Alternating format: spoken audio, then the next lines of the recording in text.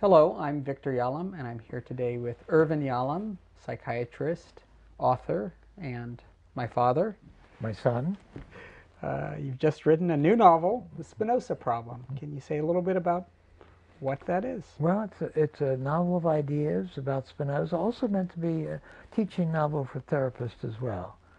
Spinoza is a figure that's fascinated me throughout my life, even since adolescence. You know, I knew him just as a man who lived desperately alone, isolated after his excommunication from the Jews when he was 24. And yet he wrote books that really changed the history of the world. How so? Well, he introduced secularity into the world. He introduced biblical criticism. He paved the way for natural science, paved the way for the Enlightenment. It's quite a lot. It's quite a lot, and for the political democratic state as well. So he's fascinated me. And how did you get the idea to write a novel about him? Well, I always learn more when I either teach or write about something, and I had wanted to write a novel about him for quite some time, but to write a novel, you got to have a story. Right. And I had no story about a man who lived in his head and had very few things going for him. No family dramas, no feuds, no car chases, nothing that filled a contemporary novel. So how did you get started? Well, the real change occurred for me when I went to visit his museum, and he had a large library in Holland that he had built up throughout his lifetime. And at that point, I learned that when the Nazis invaded Holland, they captured all of his works. They didn't destroy them. They didn't burn them. They were saved and found at the end of the war intact. That was curious. Yeah. I thought there's a story in there. And then I found out from a document written by the man who actually confiscated the books that they thought these books would be very helpful for the Nazis in solving the Spinoza problem for them.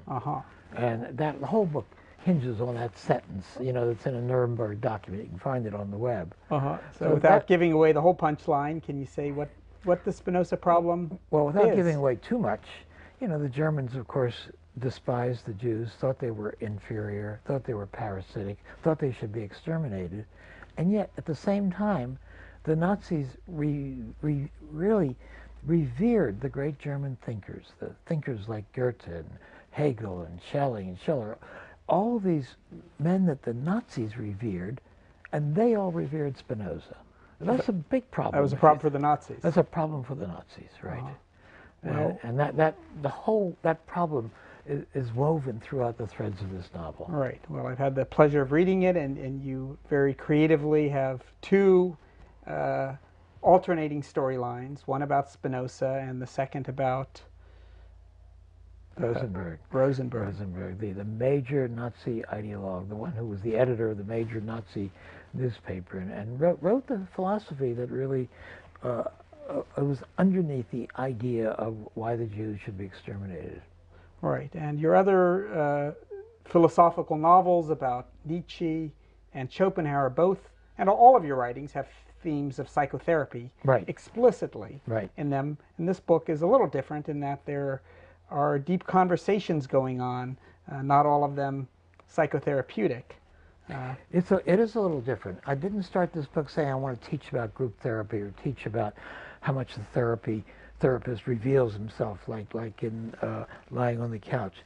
But what I wanted to do was use a therapeutic lens to understand Spinoza's inner life, or understand the Nazis' inner life. And so I created a character in each of these two centuries that acted almost as a therapist. Right. And there's a lot in Spinoza's work that has relevance for psychotherapy.